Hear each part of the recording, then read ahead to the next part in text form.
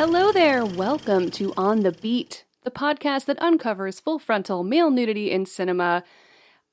My name is Laura. I'm just really excited about the second part of our New Year's Ross-olution. My co-host Ryan. Oh, okay. Yes, thank you for introducing me. Matt Ross has made an interesting film. Oh, interesting. How dare you say that word? How dare you? Yeah. The interesting film we're talking about today is the 2016 comedy drama Captain Fantastic. Right, okay. This is our second Vigo. This will be our second Vigo. Yay! Yes. Okay, well, here... Whatever. The synopsis of this film from Letterboxd is: a father living in the forests of the Pacific Northwest with his 6 young kids tries to assimilate them back into society. He tries to assimilate them back into society? I certainly don't think he does at all. I think he finds himself in a bit of a bind and he starts to realize that he's on the other extreme end of the societal spectrum. That's Absolutely. what I feel like. I feel like he came to a realization that moderation was the optimal course of action. I think that is the key. That probably is the key. I think so. I think Matt Ross just remade Little Miss Sunshine, though. That's what I think. It's an indie film. You're giving it indie film vibes, which it has. Yes, but Laura, is it verite? He seems to think so. He does seem to think it is verite. What is verite, Ryan? Verite is a style of filmmaking that was popularized in the late 1960s, more so within independent cinema. But verite was a documentary style type of filmmaking. Handheld, perhaps? I think it's a little bit deeper than that, and it's a little bit more complicated. Is that a part of it, though?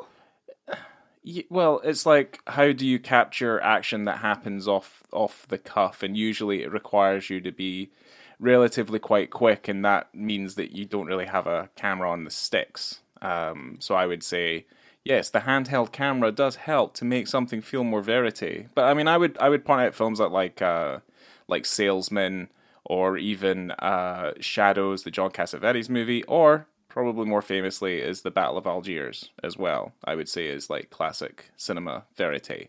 Is it gonzo filmmaking? I don't know. Okay. I don't think I'm the one to start that particular. We were trying to make this episode short. Oh, right. Okay. So the tagline for this film is, he prepared them for everything except the outside world. There you go. Not bad. That's better. Yeah. That's better than the synopsis, because that does not make sense. I would prefer, like, if the tagline bear more to, like, the actual trials and tribulations of these children. I don't feel like these kids really kind of suffer at the hands of how they've been developed as much as I think they probably should have, basis on that tagline and the basis of the telling of this story in particular. I actually agree, because there are moments when you're watching this film, and it's, if we can kind of wrap it up maybe more succinctly than that synopsis did, but it was a father and a mother living in the woods in the Pacific Northwest with their kids, and just kind of raising them on the land, teaching them how to hunt, how to climb, how to fend for themselves, how to set bones that have broken. Yeah, like survivalists, basically. Survivalists, absolutely. Self-sufficient. For sure. And what happens is the mother, she kills herself because she was sick. And so he's kind of trying to figure out what to do now with his kids. And family gets involved in all this la-di-da. But there are moments where they get into the situations, and I'm thinking that the kids are going to freak out. Yeah. More than they do. They're introduced to video games that they've never seen before. And airplanes. Things like that. And I imagine they've only read about these, well, not even everything in books. Yeah. You'd freak out. Yeah, you would. I kind of feel like they take the actual realization of what they've seen relatively quite calmly. But I mean, I would also I wouldn't really kind of delve too deep into that anyway, just purely off of the fact that I feel like they've been taught with such a level, like they've been taught a level of reverence, and they've certainly been taught a level of composure that I don't think kids not taught the way that he's taught these children would probably have. They're very well-rounded. Yeah, They're they very do. clever and... Yeah, but the only thing I would kind of say is that the thing that they're not really prepared for is just modern society in general, and that is just in terms of just being social beings. Yeah. Which is what human beings effectively are, is that they thrive on being social and being around people and interacting, and whether that be with your single senses, as it were, they're ill-equipped to just deal with people who, for the most part, have been taught the conventional way, or the way that society has kind of directed them in the direction to be learned, I suppose. Absolutely, but it's also utilized in the film as comic relief. Yeah. It's never used as a learning moment necessarily. It's No. more just we think it's funny, or people interacting with the family think it's amusing that they don't know what Adidas are or Nike. Yeah. Because that's not important to, I don't know, it's really not important to anything. I mean, to be fair, I think the fact that those moments that happen in the movie are not held in any sort of dramatic way, other than let's just make a joke of how these poor children have been brought up, I kind of feel like is a little bit of a disservice to just, I suppose, the quality of their learning. They're incredibly knowledgeable, that we found out. They are able to spout facts, but unfortunately that's kind of about as far as it goes. Well, it's only made out to be a joke to the other people in the film, not to the audience. To the audience, we know that they're clever, they're smart, and they're well-rounded, and they're good human beings. To everyone else in the film, they're, they've had... Yeah. what am I trying to say? They've been abused. I suppose so, yeah. They've been kind of entrapped in a without their own choices, basically. Oh, let me say we already said it's another Viggo film, but Viggo Mortensen stars in this film. Also Frank Langella. Oh dear. I mean, either way, I think Langella. I'm not going to name all of the kids in the film, but Catherine Hahn and Steve Zahn are in this movie. Han and Zahn. Zahn and Hahn. Very happy to see them. Yeah, they're always a welcome addition to any movie. We've spoken about Steve Zahn before. Steve Zahn's fake penis poking at his fakey balls. White Lotus season 1. Yeah, this is a pretty good cast, and I would say, like, obviously we're not naming all of the children. There's a lot of children. You can look them up. You can look them up yourself in the cast list. But yes, they are also incredibly strong. Very talented. Yeah, amongst these relatively quite seasoned actors. They hold their own. They do hold their own. I think the fact that Viggo's there, and I think Viggo is a very kind of calming presence in the film anyway. An absolute treasure. Yeah, so I would say that he is helping them an awful lot from ever feeling like they're drowning in a big acting soup. Yeah, Yeah. Definitely. We talked a little bit before, or while we were watching the movie, about how cool Viggo Mortensen is. Yeah. How he would just be such a nice person, I'm sure. I think we've brought up quite a lot of what Viggo is able to do, but it is not outside the realm of possibility that he was just doing things that he probably does normally in real life in this movie. Oh, yeah. Like the way he uses knives and just his general demeanor. Like I'm assuming he's able to do a lot of the things that the survivalist was able to do in the story. He made that garden.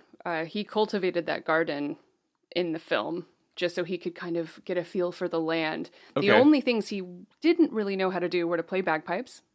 So he learned a little bit of how to play bagpipes, and rock climbing was not his thing. He is apparently afraid of heights, or not cool with heights. Oh, see, I'm mixing him up with Sean Bean, because Sean Bean climbed that mountain because he didn't want to get in that helicopter. Yes. Yeah, that was it. Okay. Yeah, it was weird because they don't talk about how Viggo didn't like heights in Lord of the Rings. So maybe it just didn't come up. Okay. Well, either way, he's a very good actor. So he just pretended like he had no issue with There you go. the heights, you see. There you That's go. what you do. That's why when we're doing a podcast I pretend that I love it. What the hell? Matt Ross wrote this script back in 2012 and gave it to Lynette Howell Taylor, who is the producer, who also produced 28 Hotel Rooms. And she produced other things like A Star is Born and The Place Beyond the Pines, Blue Valentine, things like that. But they waited until Vigo was free to film the movie. So written in 2012, handed off to a producer, and then I think, what's it, like 4 years or so. Well, anyway. What was Vigo doing between 2012 and obviously when this film was released in 2016? That's an excellent question. Okay, you don't know. I don't. Why are you asking me things I don't know the answers to? Well, I don't know. I have so many notes, and that's I thought that was the thing. Well, either way, I think it's because he's a talented actor, so they book him.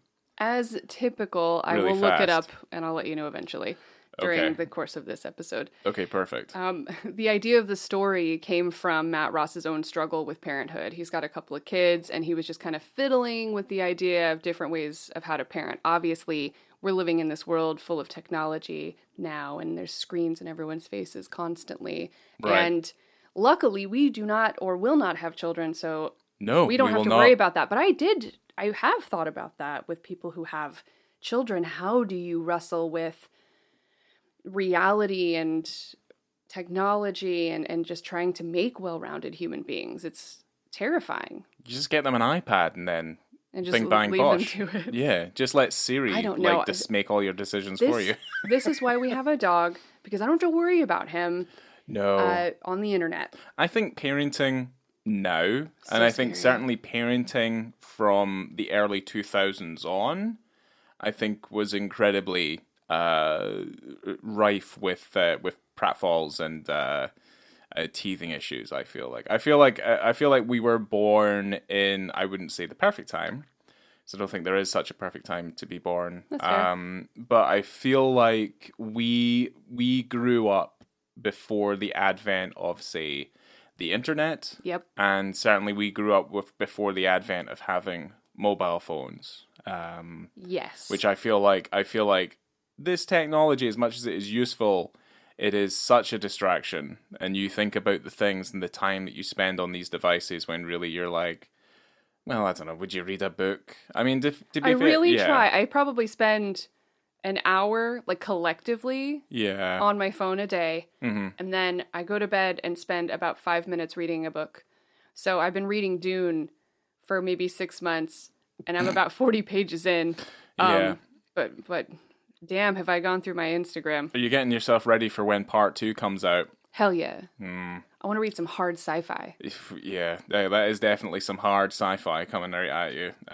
But yeah, I feel like, I do feel like we were born in a pretty decent time in history. Unfortunately, I don't. Would say that though. Anytime anyone was born, they'd go, that was a good time. Because it had. I would say now that we're in our 30s, I do not think we were born in a good time. Because certainly, as elder millennials, as the internet has told me we are, we are also very closely in the cast shadow of the boomer generation, who feel like we do not deserve the things that they effectively got for free. I just want to buy a house for $20,000. Is that so wrong?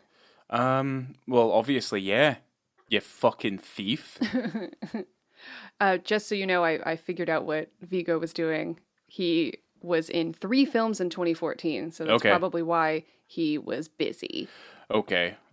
2 Faces of January, Jauja, and Far From Men. I've only seen 2 Faces of January out of that run. Yeah, I don't think I've seen any of those movies. That was a good film. I saw that film with my mother at the Enzian Theater in Maitland. Great. Just so you know where I was. All right, okay. Well, that's what we'd refer to as perfect. So this film starts off with a straight-up murder of a deer, which is fairly unpleasant. Yeah. I mean, it's also, I don't know, it's also not a fantastic scene either. I don't think. No, I don't like the title card. when it pops up either. I hate it. I absolutely hate it. And I am kind of still wondering, because we have just watched it, why is it called Captain Fantastic? Oh gosh. I never really thought about it. That's the issue I'm having now, is I don't Now know you why have it's this called issue? that. Yeah, well, I thought, well, is it Captain Fantastic? Is he Captain Fantastic? Is it a reference to, say, one of the many, many, many books that are referred to in this movie? But I'm still not 100% sure why it's called Captain Fantastic. Mortensen and director Matt Ross see the title as a commentary on Hollywood's obsession with superhero fare. Oh dear. What? I mean, they're not wrong, but it's also kind of like that's the only reason it's called Captain Fantastic. It's a little bit weird because they don't really talk about that in the movie at all. It's not something that comes up as an issue. No. Right, okay. Well, then that doesn't instill me with any sense of, I don't know, admiration. That's kind of a weird one. Don't know if I'm a massive fan of that. But anyway, yeah, let's get back into the movie. Well, you get a glimpse into their life and, kind of the homey aspects, the campfires. It's like a survivalist commune, basically. They've built their own houses. Yes. They build everything by hand, and I'm assuming the only way he makes money is he makes things that he sells at the local shop. I think, yeah, they make things they sell, and they sell their veg and things like that as well. Yeah. But then he stumbles on, I think they're cutting the deer up, and they're like, "Where's the Bowie knife?" And it's been taken by the youngest, the one that wears what looks like a dead cat on the top of their head. Yeah. And that's not even a joke. But he's like that child, I don't know if it's a boy or a girl, not 100% sure. But they take the knife and then he basically walks in on a Texas chainsaw scene. It's got like loads of skulls and stuff all kind of made up around the place. It's a classic sociopath behavior, and I'm surprised that the hut wasn't covered in human feces. Yes, I'm surprised that the children weren't covered in human feces. They're fairly clean. Everyone's very clean. Yeah, they seem very sterile. And I mean, I guess if it looks lovely. It looks like a lovely time. It looks like a place that you would book on Airbnb and hang out in the woods for a while. But the little kid really freaked me out because I just worried about the mental health of that child. Well, the thing is, you do see the children carving on animal bones throughout the course of this film's journey. And I'm assuming, it's a survivalist kind of culture. They will be using every and all resource at their disposal. As they should. To obviously they hunt respect and nature. Make tools from, But, I mean, I don't know, maybe they called the film Captain Fantastic because of his fantastic cardigan. Maybe it was not meant to be called Captain Fantastic. Maybe it was Fantastic Cardigan. Cardigan fantastic. He has a fantastic cardigan. Is it already in your shopping cart? Online? I think it's obviously quite expensive. I have one that's very similar, but it's red. But Cardigan Fantastic is, yeah, I mean, I did quite appreciate that a fair amount. And it looks, I don't know, it looks like a nice time. They're all reading by the campfire. It seems lovely. I doubt that the fire is giving off enough light to actually read since the book is covering the light. Yeah, but I mean, so I'm I would worried also... about them having to squint. Yeah. I mean, I don't really care if the kids have to squint. I mean, anything Just for saying it's hard to read when it's dark. I mean, anything for a fee-free education. But I would probably point out they're probably eating a lot of carrots, and as far as I'm aware, carrots make you see in the dark. So oh yeah, cool. Yeah, so I think that's fine. Super cool. But what you find out, he's got them in such a strict regimen of exercise and reading, and he's also teaching them.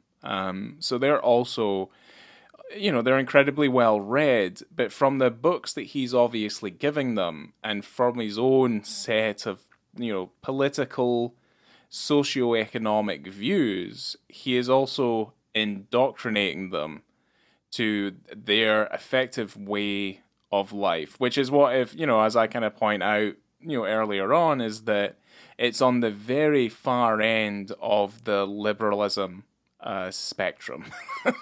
Anti-capitalism. Very anti-capitalist, very anti-Marxist.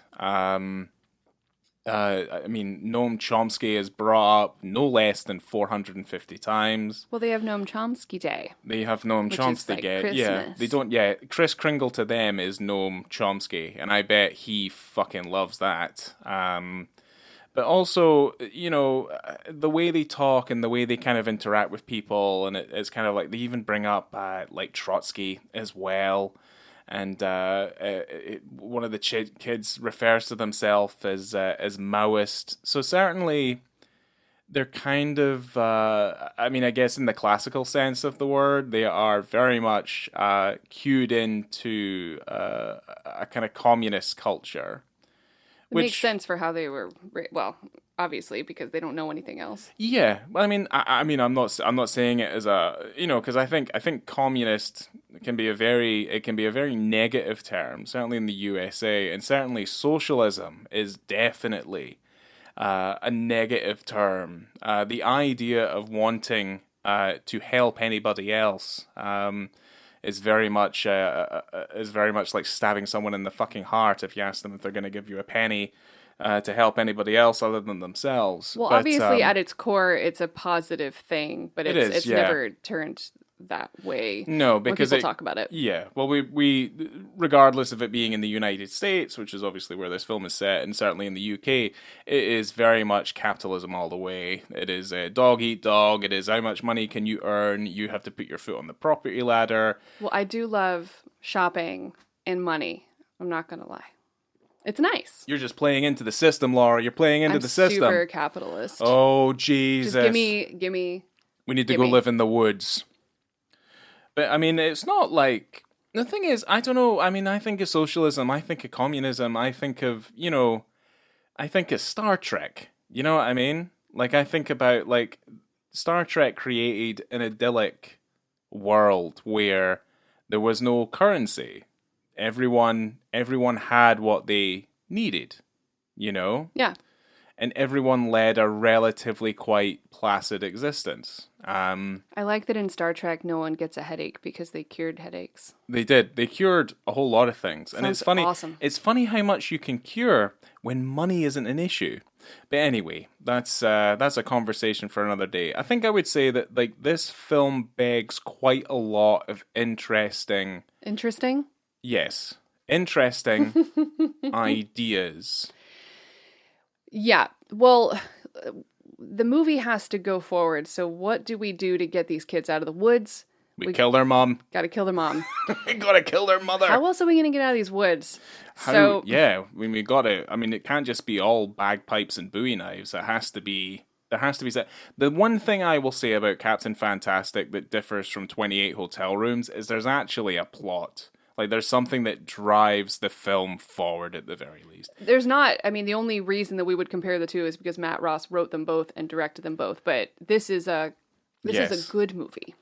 Yes. Well, this film. I'm not want to say 28 Hotel Rooms was bad, but if you're going to compare them both, obviously, I was going to say this one's better. Yeah. This film is definitely better because it has, this movie. Yeah, this film is better. It's good. I don't think it's bad. I think it's better. Well, we're going to leave that for the end. So let's. We will. Come on now. All right. Keep on talking. Yeah, she just slapped me on the wrist like I'm a child or a That's right. small dog. So our Cardigan Fantastic ends up on the phone Fuck yeah. with his wife's who's passed her father, and he tells Vigo that if he shows up at the funeral, he will have him arrested, which is the most insane thing you could say. Also doesn't really make much sense. It makes no sense. What are you going to have a restraining order prepped before he even arrives? Like an anticipatory restraining order? Yes, certainly if your main concern is that he's not only going to crash the funeral, but he's going to potentially enact the actual needs and wants of the deceased from their last will and testament. Yeah, her will says that she wants to be cremated and flushed down a toilet. And instead, they are having a funeral at a church. They are not having her cremated, and they're going to put her in the ground. Which is the opposite of what she wants, which I think is it's really unfair for the family not to discuss her will with her husband. I also feel like Despite what they think about him and their lifestyle, I think that's so... There's a legal obligation that they would have had. I agree. To uphold when dealing with her final wishes. But I guess it's kind of the family's on the precipice of they've been excluded from this particular family's life for effectively the time in which they've had quite a lot of these children, and certainly the younger ones they've also had, who have never met any other members of their family and have totally grown up in this secluded commune that they've set up in Washington, when certainly everybody else seems to be located in New Mexico. So it's been about 10 years. I would feel as if the family would be incredibly bitter, and they would also want to hurt him in any way, shape, or form that they could, in order to, because they blame him effectively for the deterioration of their daughter's mental health, effectively. Right. Because all she's done, effectively, in the woods is spit children out. That's effectively what she's done. She might have been having a good time doing it. Well, she wrote in a letter that she was having the best time. Yes, but she also spat out 6 kids. And they also kind of say that part of the issue for her deterioration in her mental health is postpartum depression. But that was after the first kid, so that's pretty rough. They do not have, here's the thing, they are cut off from society. They do not have access to, say, antidepressants or any of the sort of like chemical based psychotropic stuff that would help you when you're feeling that way. Well, even if she had access to it, I don't think that with the way that she wanted to live her life that she would have accepted that type of medication at all. Probably not. And like I say, these people are living very much on the fringe of what you would refer to as, say, like conventional society and conventional societal beliefs in the modern age. Sorry, so they are very much against any form of modernity. But at this point, they decide, fuck it. Yeah. We're going to go to the funeral anyway. And I've got a couple of lines. I think Vigo says it. He's very honest with his children. I really do like that. I think it's really straightforward, and I think that it's very mature to speak to them as equals. I knew of a family who lived up the road from where I used to be when I grew up, who were all homeschooled and pretty much kind of lived in the same sort of family that Vigo had, except they did have a house. They were like traveling musicians.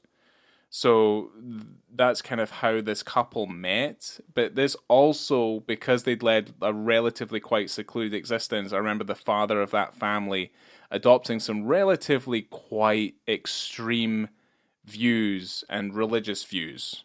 So there is also that double-edged sword. I have some notes about homeschool kids. Yeah, sometimes they can be a little bit strange. Well, I think a lot of at least the people that I've met, or the kids that I met when I was younger who were homeschooled, it was tied into Christianity quite a bit and tied into religion. So not only were they not kind of up to speed with social skills as the other kids were. It's not, I don't know. I don't think it's a terrible thing at all. But it's also tied to Christianity, which made it, for kids like me, it was even weirder. And I went to church as a kid.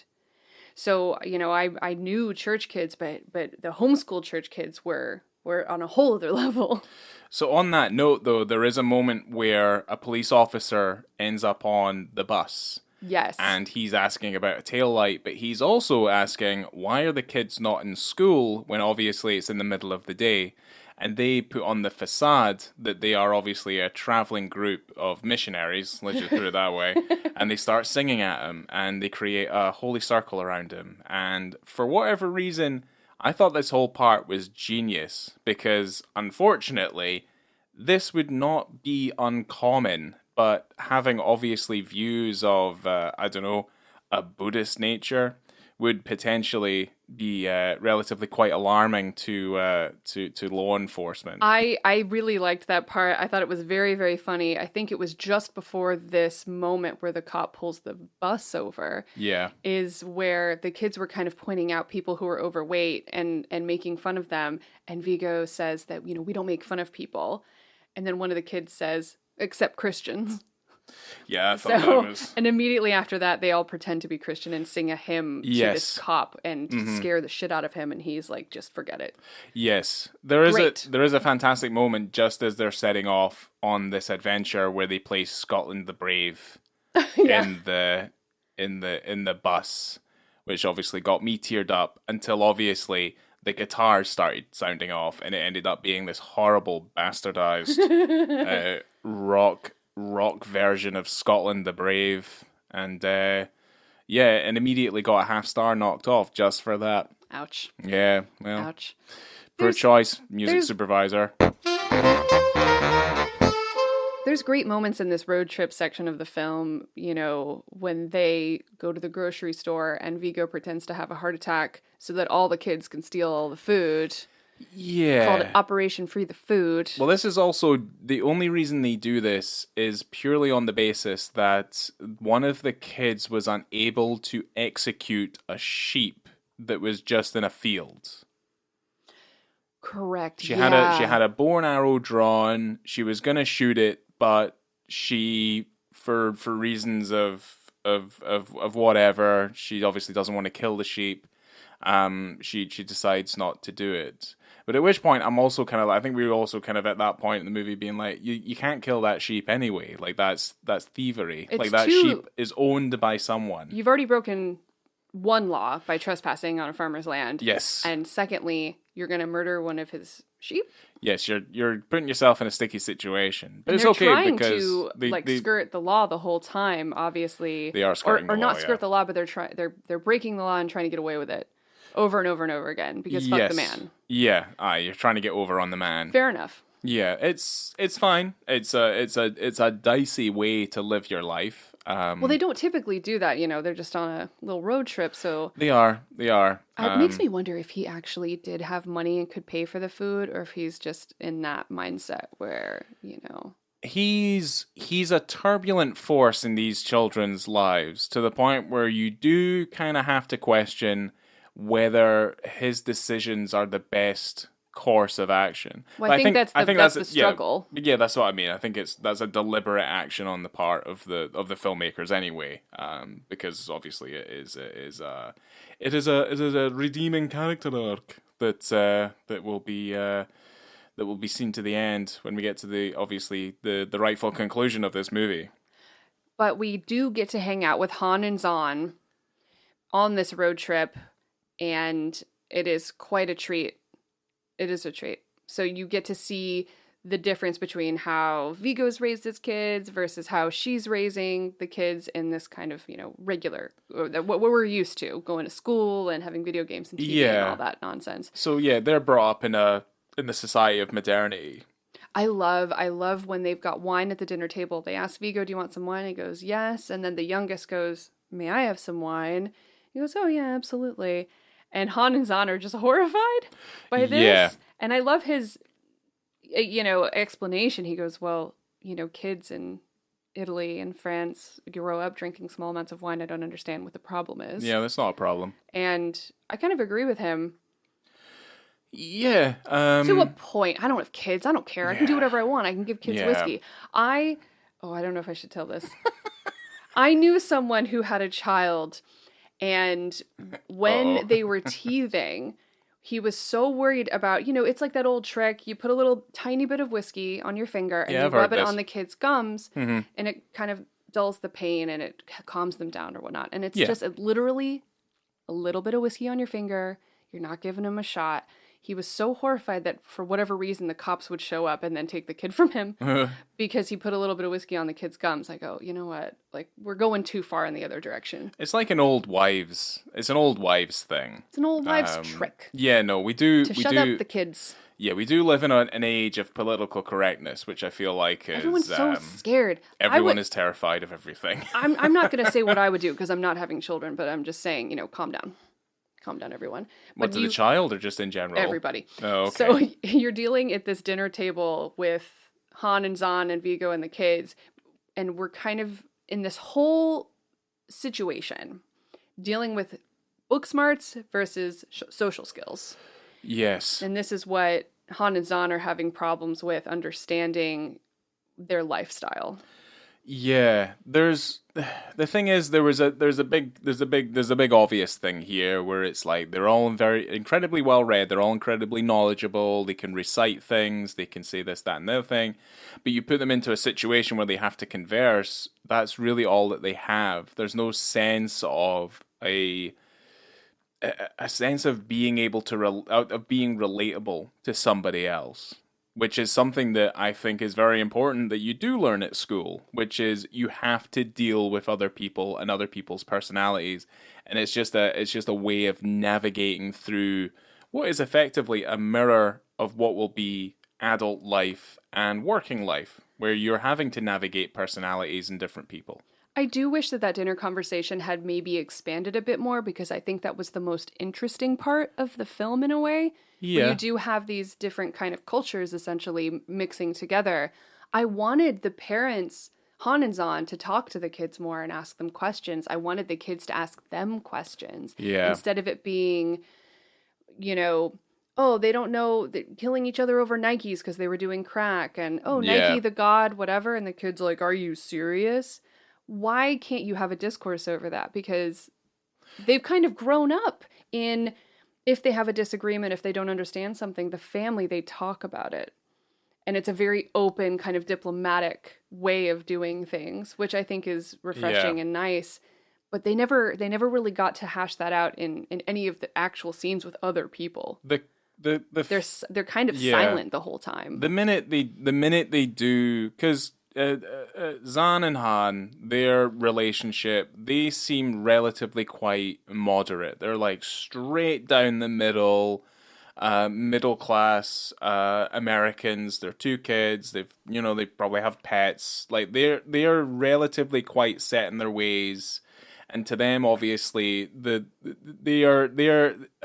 It feels a little too black and white when they start having these conversations. It's too much of Vigo's in this camp, they're in this other camp, and there's no gray area in between. The only person that would be gray about the whole thing would be Vigo.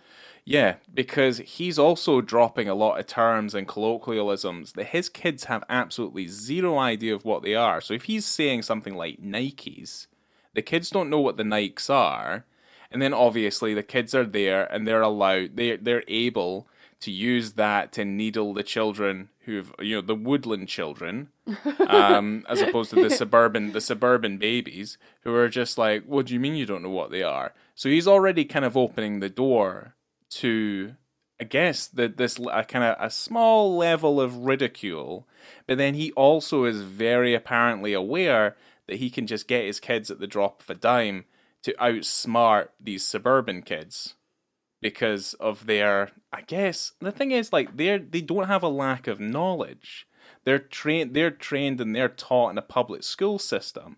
And if anyone was to come up to me and be like, well, what's the Bill of Rights? I'd be like, I don't fucking know. I know, I had to look it up. And at the end of the day, I don't think anyone is genuinely expected to know or give that out at a moment's notice either. It's the same as kind of like if someone came up to me and was like, tell me about what Pythagoras is. I couldn't fucking tell you. The theorem. Okay, well, it is called Pythagoras' theorem, Laura. I'm not going to ask you. You're fucking worse at maths than me. Isn't it 8 squared plus b squared equals c squared or something? Why are you asking me? I told you I don't know. They go on their merry way. They get back in the bus and they're going to continue on the journey to the funeral of the wife and mother. But I would say that also on the steps of this journey, and I think the most important thing that comes out of them meeting Han and Zahn is that Han and Zahn are fairly apparently aware that what they feel like he's doing to these children is abuse. Yeah. Yeah, I don't know. I just think they're confused by the whole thing. They feel like he's doing them a disservice. Everyone seems to think that they're abused, which is you know. I mean, aren't we all? Potentially. We see Papa Vigo come out of the camper with a nice cup of tea or coffee. We never get to know. And this man is completely naked. He is. He is. And not only that, he is stumbling out when these old, I guess they like going out in their camper. They've saved up all their lives for this camper. That's what my grandparents did. So it's basically like Vigo comes out of the van. My grandparents walk by. Yeah. And they see a naked Vigo. He's got his American flag hat on. She's got her Levi jeans, like basically all the way up to her navel. Absolutely. And she looks a little bit like a Michelin Man roly-poly with her her Texan baby blue shirt on. And they see rabid Vigo just step outside, completely in the nutty. In all his glory. In all his glory, just standing at the door of the Steve bus. Incredible. Oh, yeah, the bus's name is Steve. The bus is called Steve. We haven't dropped that out before. Well, the thing is, he doesn't bring it up until much, much, much, much later, because they always shout, "We got to run to Steve," and it's the bus. Yeah, so. Get in the Steve. So he's standing there, completely nude, very relaxed, incredibly casual.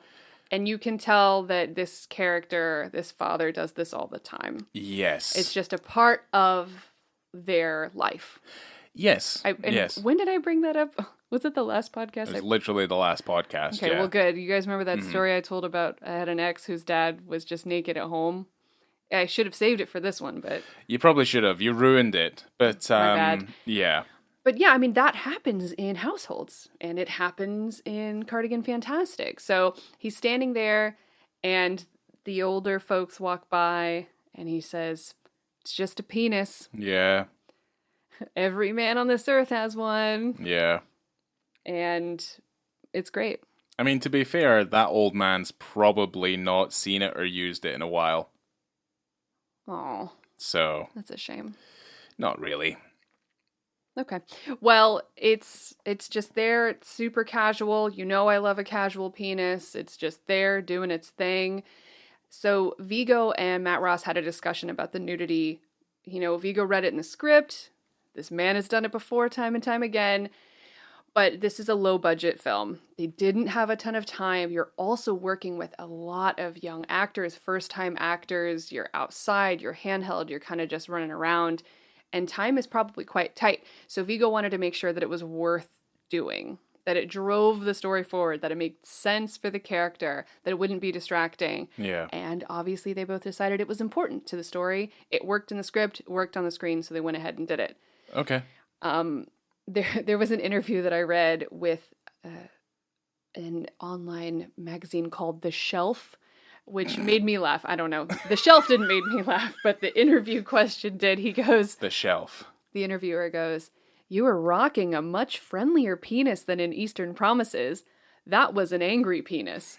And Vigo goes, "No, in Eastern Promises, it was a frightened penis." I love Vigo. That's really funny. Vigo forever. Yeah. To be fair, in Eastern Promises, if you've not seen that movie or the scene that we're talking about, you can go back a few episodes because we definitely covered it. That was a Christmas episode. That was a Christmas episode, yeah. It is an incredible... I mean, that is a top 5 full frontal scene of all full frontal scenes. Well, it is a naked fight. But anyway, that's probably very as much scary. as I would be a frightened penis I would be well. very frightened too. If not a frightened penis, and also very shriveled one from all of the fear. It would probably then creep itself back inside of me. Yeah, but, never to be seen again. Never to be seen again. I mean, yes, that's very true. I mean, there's a lot of it to go inside of me. I wouldn't want that to happen anyway. It would hurt. It would be a bit painful, and it would have to go into my stomach. And anyway, but no, they're at the trailer park, and Vigo's the elder son, the elder son who has become the man from slaying the deer beast at the beginning of the movie, ends up meeting a girl. Who is this girl? She's so familiar to me. Well, if anyone who's familiar with The Boys, what you also get is a nice version of Trailer Trash Starlight. Oh, yeah. Yeah, she's they whoever plays Starlight in The Boys, she's in this movie. And guess who her mum is? Who? The My Name is Earl girl. She's very familiar to me. Yes, she's in a bunch of other stuff other than those. I just thought that those were at least funny. But yeah, as you might expect, she finds this young man very attractive, and he's quite, he's not particularly worldly. And I guess they have a little bit of a romantic entanglement, and his response is to very poetically, very novelistically, very much in the art of old prose, decides to ask her for her hand in marriage. After just one kiss. After just one steamy kiss. From Yeah. Erin Moriarty is her name. And her mother, Missy Pyle. Yeah. Missy Pyle? Missy Pyle. Missy Pyle. She is in everything. Yeah, she's been around. So yeah, they do eventually get to the funeral. Here's an issue. You want to hear my issue? Yes. They arrive at the church the night before the funeral and still end up being late. The funeral already started. You would imagine they would have been the first persons in the door and, but you have to make an entrance, right? I would have thought they would have been sitting in the front row waiting for everyone to arrive. As common sense is my middle name, I would also say that I think the funeral would have to be in the middle of it already happening in order for them to crash it to any level of degree. Because if they're already there by the time they're there for the funeral about to start, they wouldn't have started the funeral if they were there. So I know, it's a movie thing. It's a movie thing, but it's also annoying. It's not a very verite thing, though, is it, Matt? Ooh, ouch. But anyway. And it's a huge funeral for a woman who's been living in the woods for 10 years. A massive, massive funeral. You would imagine that someone who decided to leave society and leave everything she knew to go into the woods and have a bunch of babies and just live off the land wouldn't have that many friends. It seems a little bit like... Huge church. Yeah. Huge. Because I think, Anne Dowd is there. She plays the mother. Oh my gosh. And then obviously, Langella's there as the ham-fisted, hardened, conservative man. If I had a drink every time he rolled his eyes or just disapprovingly shook his head at Vigo, I would be hammered right now. There'd be alcohol poisoning being told. He's to only the in the movie for call. maybe 5 minutes total. Yeah, he's not in it for particularly long. But I would say, there's nice little flourishes with Anne Dowd's character, and that she's a little bit more of a balance, which is what I kind of feel like Zan and Han are kind of meant to be, is kind of like a nice moderate balance. Because obviously you need Frank Langella to be that conservative to really face off against Vigo. Which is, for the most part, it's very kind of conventional, kind of movie storytelling, tropey sort of stuff. I mean, this is just kind of how the stories are moved forward. You need a bit of conflict. I'm gonna take your kids. I'm gonna He take your kids from you. threatens to take his kids. But I think because stuff happens, blah blah blah blah blah blah blah blah. Like, there has to be some level of agreement to them, I guess, just this situation in general. Like, there's some very kind of practical ideas being thrown out there to Vigo where it's like, you need to kind of let the kids out of this bubble so that they can appropriately develop for the rest of the world. Yes, it would be lovely and idyllic and grand if the kids could do nothing but just live in the woods the rest of their lives. But there's all these little kind of narrative little narrative hints, the elder kids being accepted into 5 Ivy League universities. Correct. Which he's gonna have to go to. He has to integrate into the modern world in order for the teachings of Vigo as the father to really be put into practice. And he's obviously taught the kid quite well, who's obviously quite smart, and he's been able to appear smart enough and intelligent enough to go to these Ivy League schools without having obviously gone through the public education system. So pretty good essay, I would imagine. He must have done a fantastic essay. But let's be fair here, is that Vigo does have to come to the realization that he needs to let the kids understand the other side of the coin effectively.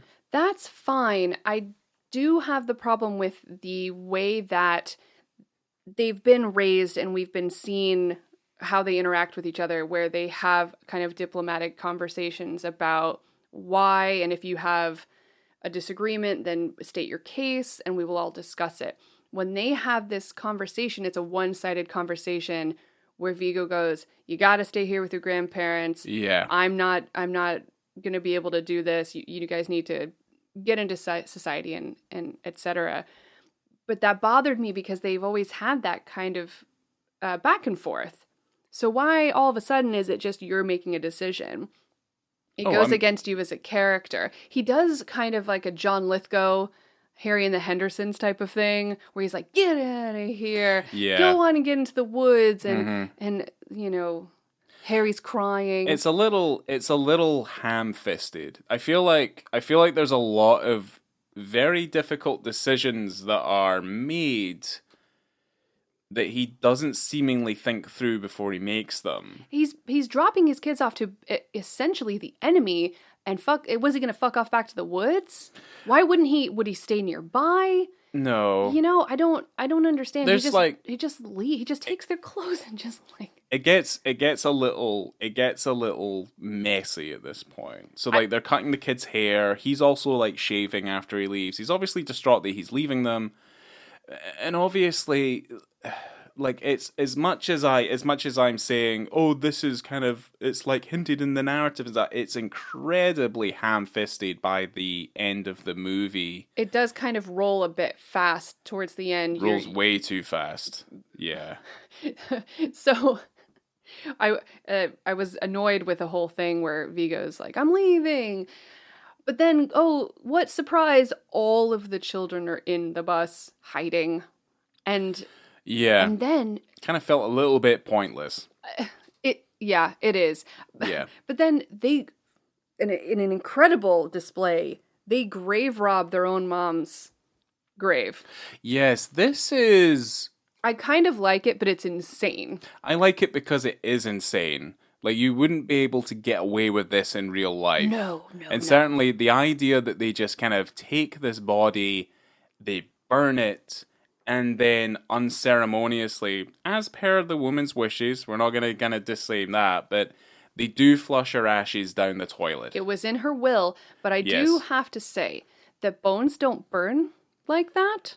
So... No, they would have had to have crushed those bones up in order to be able to flush them down a toilet. Yes. And anyone who's ever worked in a crematorium will know. I mean, that would have been a really fun family activity, right? Crushing up the bones of your mother. I mean, certainly for the youngest one who's been handling animal skulls for most of their young life. I'm sure he kept one. I'm pretty sure he did keep one. He was the one wearing the dead fucking cat on his head. They also all stand together and sing Sweet Child of Mine, which apparently was their mother's favorite song. Yeah, this is also where I knocked another half star off the overall score. Do you know this is the second film that Catherine Hahn has been in where a family sings Sweet Child of Mine in an a cappella fashion? Do you remember what the other one was? Ben, no, it's not the one I'm thinking of. Because the one I was thinking of had Paul Rudd in it, and his wife was like being propositioned by they were also in a kind of hippie commune.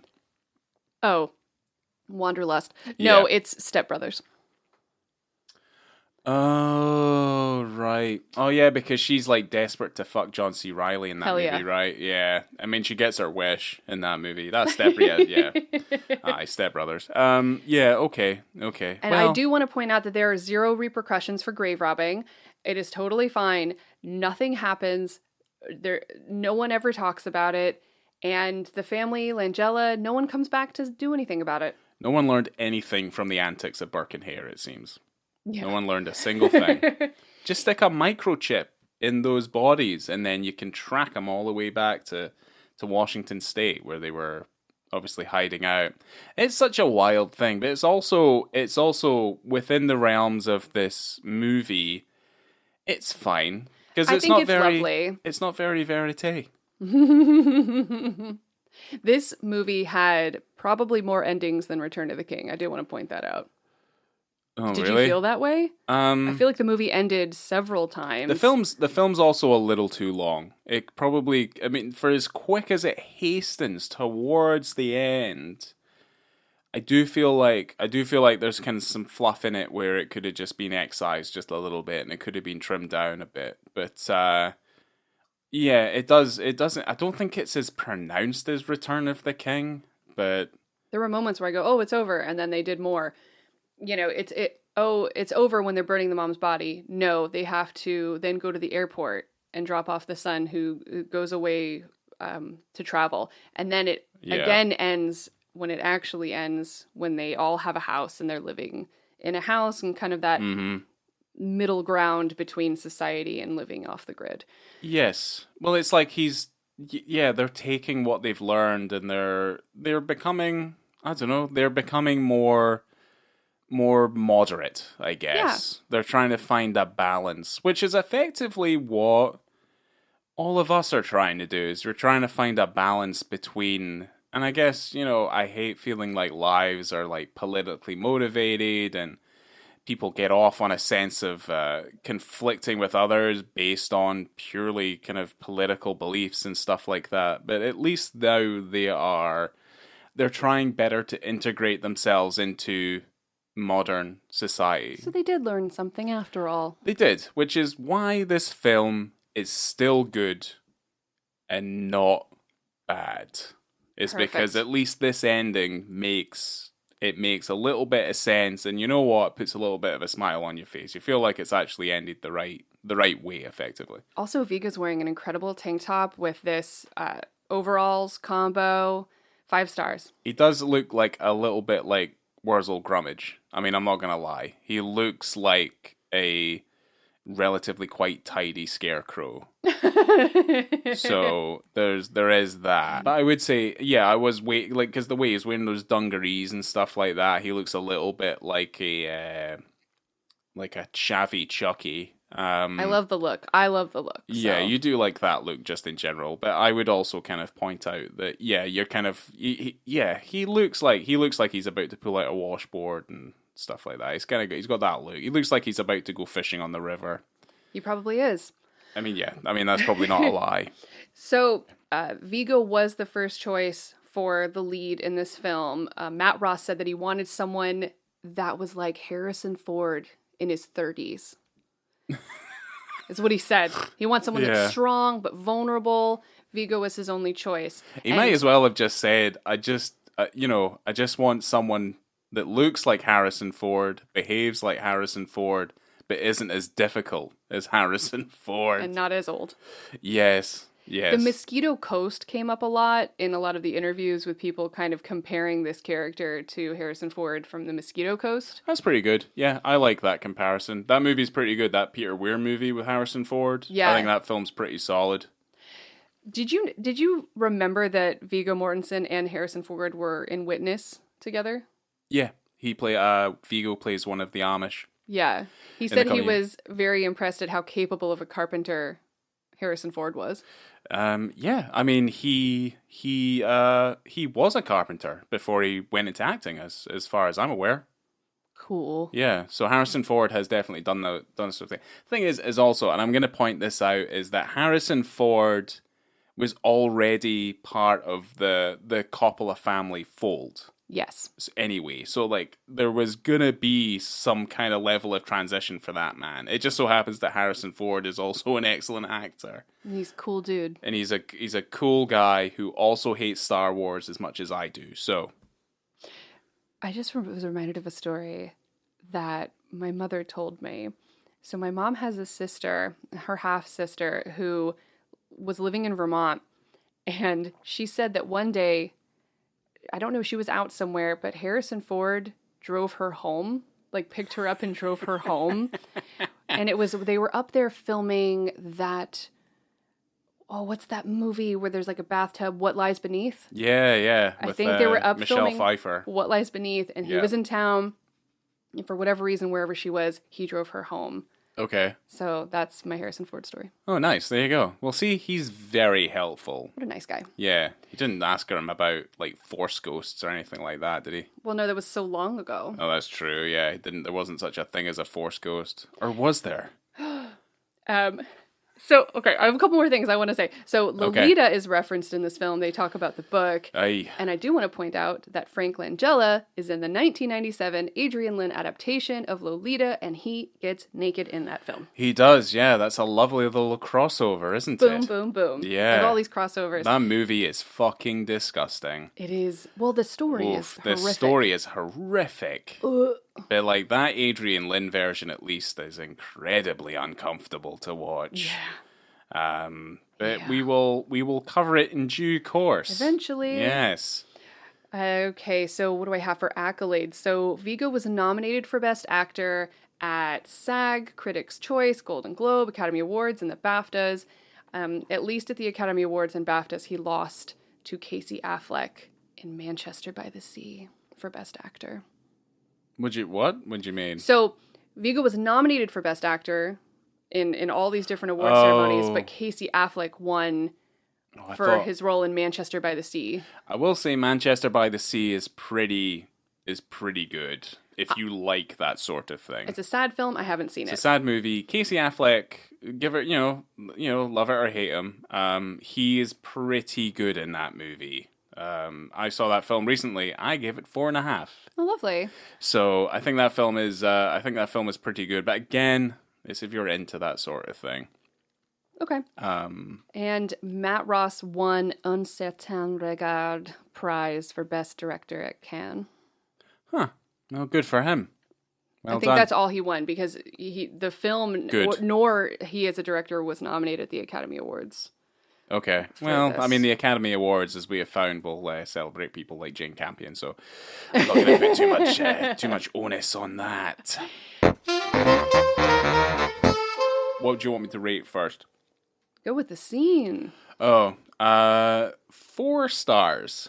For visibility and context. Yes. And here's for why. I think the scene is fine. Contextually, though, having it there just to fully realize that, like, he's quite comfortable being naked around his children in the woods, I think is fine. But I just don't really care that much. And also, he's doing it because he's a very much a fuck you, fuck the man sort of situation. I think he's deliberately doing it to bug out the people around him. Yes. To wig him out a little bit. But I'm kind of just like, I don't know. I just gave it 4 stars because I think you can see everything, and it's kind of like, it's also the context is which I'm like, it's not full stars. I'm kind of like, okay, if that's your reasoning for it, then fine. I think for me, I'm going to go with 4 as well. And it's just because of the way that we're speaking about it now, because I think he is doing it, the character is doing it, like you said, to be shocking to the people in the trailer park. Why wasn't he doing that when they were in the woods? It would have been 5 stars if he was in the woods where they were at home, and he would have been naked as well. The youngest kid says to him during that particular scene, "Clothes on while we're eating." Yeah. And I'm like, okay. So obviously this is something that happens all the time, but you didn't show us that until they were out in public. Yeah. And you know that he has a sense. He grew up in society and in the modern world, so he knows that that's obviously not kosher. No, he knows it's going to be frowned upon. He's doing it to be shocking. Yeah. And the way that they're talking about it in the film, like, oh, of course it worked. It's meant to be there, blah, blah, blah. It certainly didn't need to be there at all. No. It is for shock value, and it's also for comic relief. It's not a comedy penis in the sense of like how we normally talk about it for comic relief, but it is there to be shocking. It is there to kind of, it is a distraction. Yeah. Despite what they thought. The reasoning had to be clarified to an absolute T. I felt like it just wasn't clear enough. Because certainly, if you're living in the woods and you're there on your own, there would be no need for clothes within the basis of what the kid says when he's at the dinner table. Yeah, you really probably would raise those kids not wearing clothes unless it was cold. Yes. But maybe that's too far on the edge for the film, and I understand that. But I think that in order to give it 5 stars, you would need to put it in more of a context. Yeah. And not just put it out there as, oh, silly dad is naked, Yeah. Put your clothes on, dad, we're eating dinner. Yeah, pretty much. I still love it. Don't want to get gravy on that dick. I'm a little bit greedy on that dick. And I'm glad that Vigo is so gracious with his nudity. He is a man of the world. He is naked in so many films, and you can't help but appreciate that. And but and I appreciate Matt Ross for always seemingly putting a penis in his feature films. Like, kudos to you, because not a lot of people do that, and I think that it's great that you can work that in there somewhere. But I mean, he puts them in there, but the films could obviously be better. It makes more sense in 28 Hotel Rooms. Of course it does. He just doesn't take it far enough. Again, he doesn't take it far enough. You're absolutely right. We need more dick. Thank you for putting it in there. Thank you for leveling the playing field. But come on, be dangerous. Give us more. But thank you for that. 4 stars. Yeah, there we are. Would you like to rate the film? Yeah, I gave it 3.5. I think the film is pretty good up until the point where you're like, wow, how quickly you fold, so fast. It's just, it's a little imbalanced towards the end. And there's also a few ideas in the film that I think are clever. I just wish for a story that's basically taking a family that's on the very extreme kind of fringe of liberalism to being more moderate, I would rather saw that journey in, I guess, a little bit more of a balance, and just so it didn't kind of feel like it was speeding up towards the end. I felt like I needed to be cradled. Needed that character arc to be a cradling as opposed to a bulldozing. Yeah, I feel like we were pushed off a cliff a bit. A little bit. Yeah, Steve's handbrake was off and he just went off. He just went. I gave it 4. I had it in my letterboxd originally when I saw it the first time. I gave it 5. Yeah. But that's a theater experience. You're always going to have a more intimate experience when you're in the theater. First time viewing. You got too excited. I saw that dick. I got really excited. I got greedy. Yeah. I got excited. But in a second viewing, watching it for the context of this podcast, I gave it 4. I really like this film.